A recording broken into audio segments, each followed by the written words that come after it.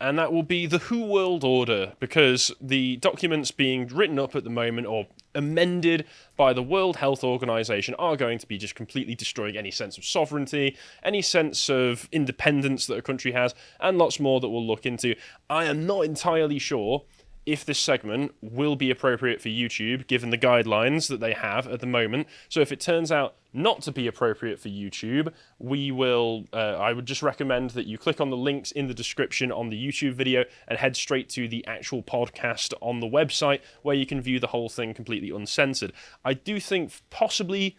And also subscribe to us on Rumble and BitChute, etc. Subscribe to us on Rumble, BitChute, all of the places that aren't going to be censorious like YouTube is. But I also think that if the first half is going to be appropriate for YouTube, if we manage to get it past, the second half definitely won't be. So either way, you do well to go to the website and check out the podcast. And what else you would be good to check out is a recent video from Connor called Our Wile E. Coyote Economy, basically on how the economy is just a big circular, it's just a big circle jerk of people passing things back and forth to one another to keep investment prices and other such things up, and it's not sustainable. And the Wile E. Coyote is like, we're on the edge. No, we're not on the edge, we're off the edge. You know, in Wile E. Coyote cartoons from Looney Tunes, where he would be hanging over the edge in suspended animation, and then he would look down and just fall?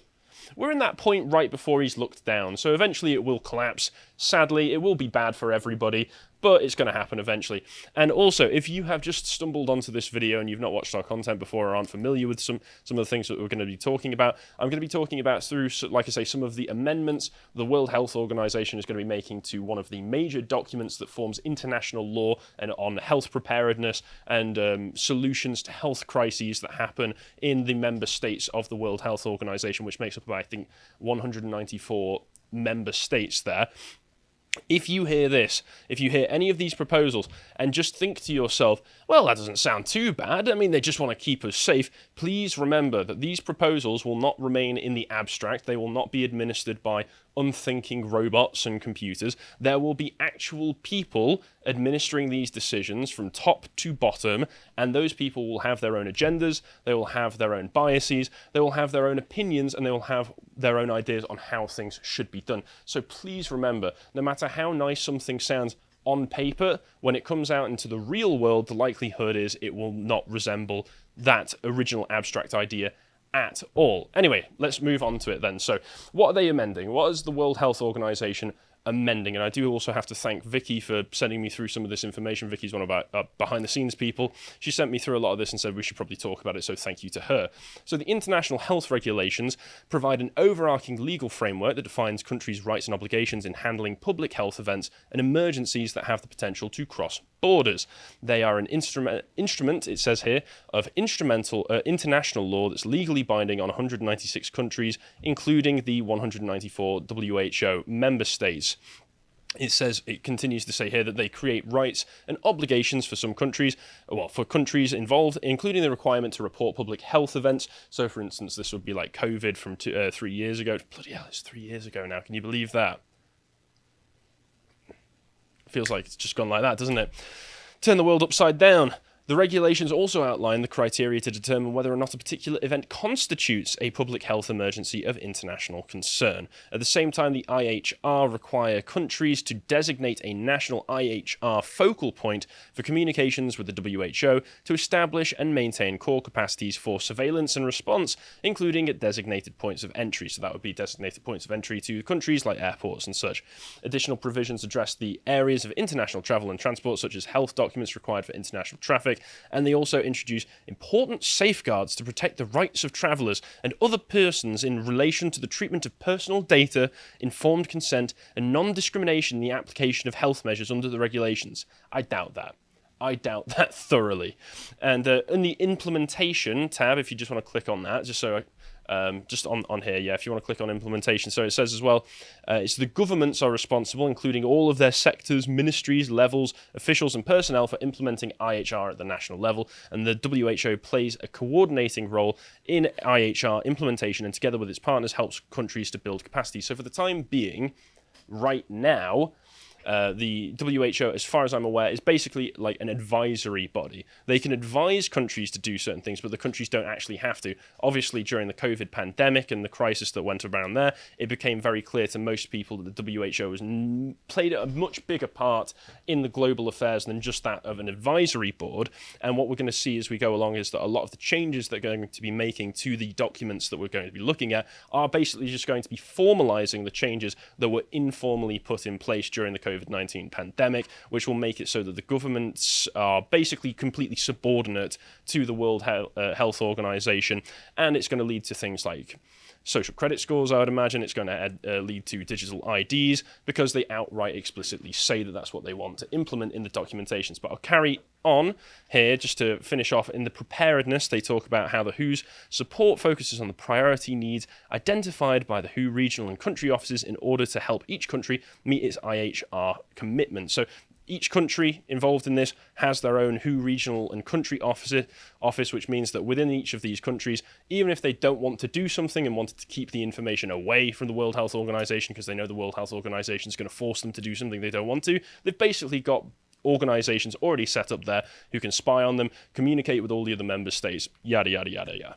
So let's carry on. This is the information that I was sent by Vicky, and then I looked into it a bit more. So if you want to go to the next link for me, thank you. If you scroll down here, we can see what's going on. They say here is secret WHO negotiations for pandemic treaty have been taking place this week. So they've been taking place through the 9th through the 13th of January. So today is the very last day of the negotiations of the proposed pandemic treaty, and the document that I have access to is the one that's going to be looking at the different proposals for changes in the documents that they already have from the 2005, like I say, the International Health Regulations 2005. That's the document that they're changing.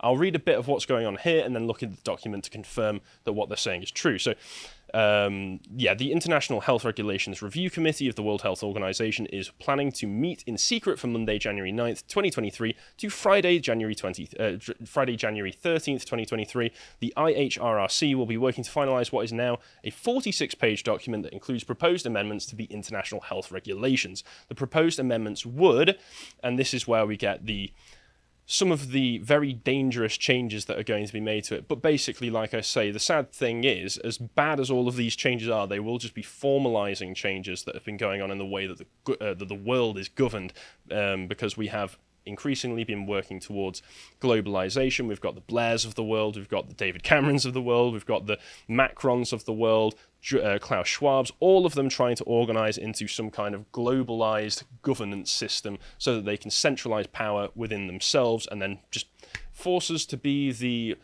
atomized, autonomous, non-autonomous data entry monkeys that even Simon Pegg complained about recently, partially accurately. Of course, his answer to vote Labour instead of Tories is not the answer, but still I can understand the worries that he has. So number one, it will change the overall nature of the World Health Organization from an advisory organization that merely makes recommendations to a governing body whose proclamations would be legally binding. Article 1, and we'll look at that when we get to it. Number two, it will greatly expand the scope of the international health regulations to include scenarios that merely have a potential to impact public health. And looking through the document, that is something that has gone all the way through it. Every single change that you see in relation to where they've crossed out a public health crisis has been changed to say potential to impact public health or potential to have a public health crisis, which means we can just make it up. We can just decide people have started to get the sniffles. This has the potential to impact public health. Literally anything could have the potential to impact public health. For instance, climate change, at least the way that they advertise climate change to us, could have the potential to impact public health. If it's starting to get sunnier, oh, we don't want people going outside as much because there's a greater risk of skin cancer, etc., etc. Going to have to lock you down for safety precautions. That's how it's going to go. Number three, it will seek to remove respect for dignity, human rights, and fundamental freedoms of people, which is included in Article 3. Now, once again, human rights as understood by organizations governed by the UN, like the World Health Organization, is basically just a post hoc explanation for why they're allowed to go into foreign countries and invade, like Afghanistan and Iraq, where you need to protect dignity, human rights, and fundamental freedoms of people, whereas really what we want to do is put down organizations and governments that aren't happy with America, etc., etc. But it's what they're replacing it with that I think is the important part here, because as you can imagine, a lot of this language is going to get changed from the idea of human rights, which, as much as they don't really exist, at least are paying lip service to the idea that governments have certain barriers that they're not able to cross, right, when you're dealing with them. Governments aren't allowed to do this. The whole point of rights is the truth. Government can't do that. Exactly. Well, they're replacing it with die. Because, of course, they are. Number 4, it will give the General Director of the WHO control over the means of production through an allocation plan for health products to require developed states parties to supply pandemic response products as directed. That's in Article 13A, which, looking through the document, is a completely new article that has been added in there, basically just to say that if you, as a member state, have productive capabilities to be able to send off all of these resources to foreign countries, you're going to do it. Whether or not you actually have the resources spare, no, you've got the capability to do it, you're going to do it. Number 5, give the WHO authority to require medical examinations, proof of prophylaxis, proof of vaccine, and to implement contact tracing, quarantine, and treatment. Number 6, institute a system of global health certificates in digital or paper format, including test certificates, vaccine certificates, prophylaxis certificates, recovery certificates, blah, blah, blah.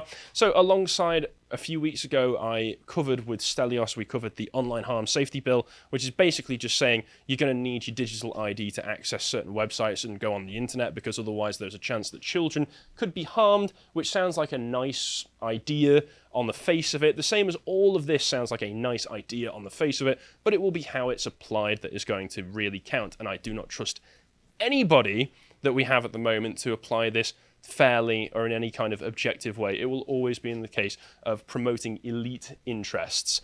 Number 7, redirect unspecified billions of dollars to the pharmaceutical hospital emergency industrial complex.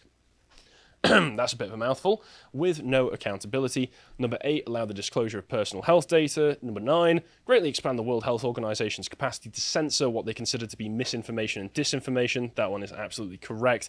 And you can see, if you go on the World Health Organization's website, they already have massive documents drawn up on how they respond to, but it also always involves censoring people. And number 10, create an obligation to build, provide, and maintain IHR infrastructure at points of entry. Once again, this is basically so they can have their own little organizations, their own little outposts in each country to keep an eye on people. And we'll see as we go through the document just how intrusive that will end up being to nations' sovereignty. But anyway, let's go into the document itself, and we can see here, like I say, it's the article-by-article compilation of proposed amendments to the International Health Regulation 2005. And let's read through some of this. So if we scroll down, so the proposed amendments are struck through if they're removing it, in bold and underline if it's something they're adding to it. The first one that I noticed was in the Article 1 definitions.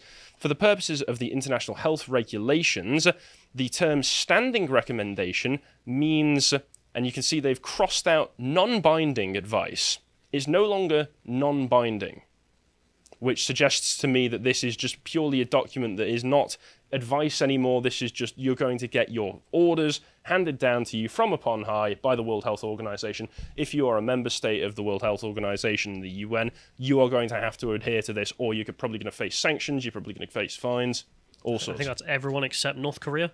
Pretty much, yes. Globalization. Isn't it beautiful? Just take your orders from some guys a million miles away who love the Chinese Communist Party. Yes. Sounds like a fine idea to me. From Article 2, which is on the scope of the document, they say the purpose and scope of these regulations are to prevent, protect against, and they've added in prepare, control, and provide a public health response to the international spread of diseases, including through health systems readiness and resilience, in ways that are commensurate and restricted to, once again, they crossed out public health risk and added in all risks with a potential to impact public health. So the fact that they've said it's the potential to impact public health and we need to prepare for it means that they've basically just given themselves complete carte blanche, because realistically, anything could have a potential to impact public health, and therefore you are justified to do anything to prepare for a potential incident that could impact public health. Therefore, like I say, they're giving themselves carte blanche to do whatever they want. They will, of course, sell it to you under the auspices of keeping you safe, keeping you healthy, but I contend that safety and health and other such things are not the only virtues that we should be living by. They are not the only metrics by which to judge human happiness, human well-being, and human flourishing, etc., etc. And therefore, the idea that we have to center the entirety of society around keeping you safe and keeping you healthy, and not even you keeping yourself safe and healthy, the government, a large global organization doing that, is ridiculous, unfair, and I also just think it's partially demonic when really we all know that this will be massively abused and is basically just being put in place to formalize the system that we're already living under, sadly. And they also say that they will avoid unnecessary interference with international traffic and trade, livelihoods, human rights, and equitable access to health products and healthcare technologies and know-how. So they are once again formalizing the idea of equitable access to health products. So you've seen it, I've seen it, we've all seen it. Lots of articles, lots of documentaries talking about the inequitable ways that certain health practices are distributed among populations of different ethnicities and genders and such. Black people have to spend this much extra time waiting for appointments than white people, etc., etc. This is, once again, just a formalization of can't have that, need to change your entire system. Well, they tried to change it in, what was it, the Boston Heart Disease Unit. They decided that too many black people had heart disease and were dying of it, so they just stopped treating white patients more commonly. This will solve the problem. Yeah, the only thing that happened is more white people died than usual. I'm not that shocked. It was an amazing policy. Yes, that is a completely amazing policy. And like I say, Article 3 on the principles, we can see right there, the implementation of these regulations shall be crossed out with full respect for the dignity, human rights, and fundamental freedoms of persons, and instead replaced with, based on the principles of equity, inclusivity, coherence, and in accordance with their common but differentiated responsibilities. So it's just, we're going to, taking into account their social and economic development. So the ESG score type management where everything has to be sustainable in one way or the other and inclusive and governed properly, etc., etc., is just going to, this is just once again formalization of woke principles so that they have an extra room to control you, because this is not respecting people's freedoms, this is not respecting people's cultures or way of life, this is just forcing in the extremist leftist agenda. As always, the only... I mean, if I wanted to show someone how extreme these people are, I mean, that would be it. Like, they were just like, yeah, cross out human rights and fundamental freedoms of persons and replace it with die.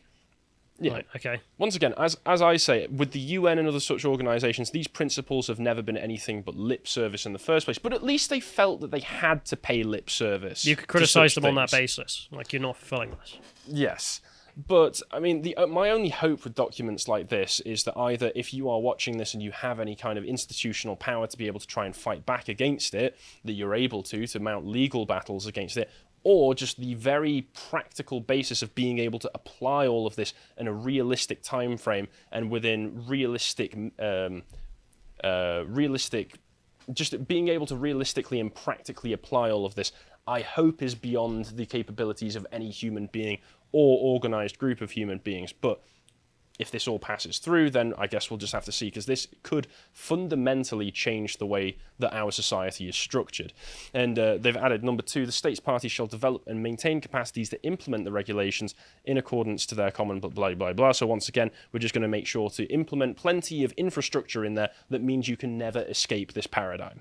And this is the part where they introduce digital IDs, because as you see here, actually no, if we carry on, number 3... Where was it? No, I know. I'm just looking through my own document.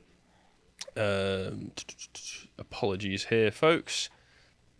Yeah, so basically a lot of this is going to be implementing digital IDs. If we go on to Article 4, which is the responsible entities, so they say each state party shall designate or establish an entity with the role of national IHR focal point and the authorities responsible within its respective jurisdiction for the implementation of health measures under these regulations. The WHO shall provide technical assistance and collaborate with states parties in capacity building of the national IHR focal points and authorities upon request of the state party. So there we are, we're establishing a new centralized power within your country, whether you want it or not, because these guys are going to be the ones handing down orders from on high.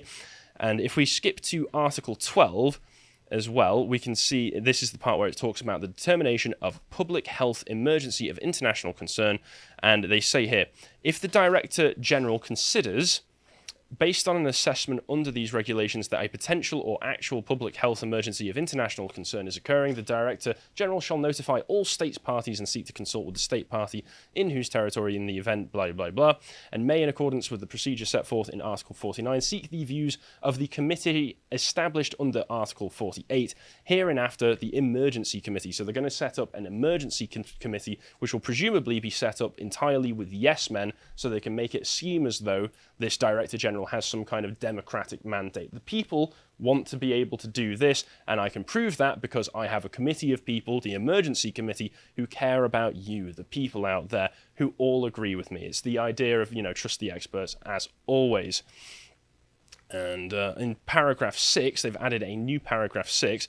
They say here, and this is really scary, where an event has not been determined to meet the criteria for a public health emergency of international concern, but the Director General has determined it requires heightened international awareness of a potential international public health service, the Director General, on the basis of information received, may determine at any time to issue an intermediate public health alert to the states parties and may consult the Emergency Committee in a manner consistent with the procedure set out in Article 49. So this just says we can set up safety precaution lockdowns.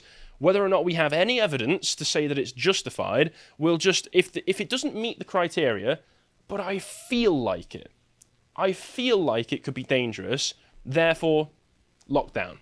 And the guy that they're saying would be in charge of the Director General, isn't that the guy, like literally the guy from Ethiopia, who's in love with China's Communist Party?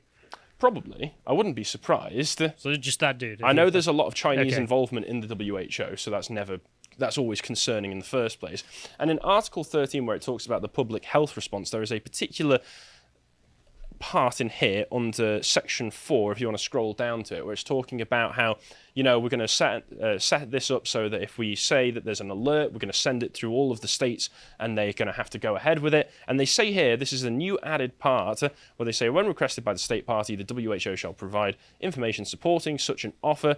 The state party shall accept or reject such an offer of assistance within 48 hours, and in the case of rejection of such an offer, shall provide to the WHO its rationale for the rejection, which the WHO shall share with other states parties. Regarding on-site assessments, in compliance with its national law, a state party shall make reasonable efforts to facilitate short-term access to relevant sites. But what that part is saying, if you don't want to do what we say you have to do, you have to write us up a grovelling apology for why you can't do it, and then we're going to send it to all the other states members where they will scrutinise it. So we are going to struggle session sovereign nations into doing what we want if they don't want to.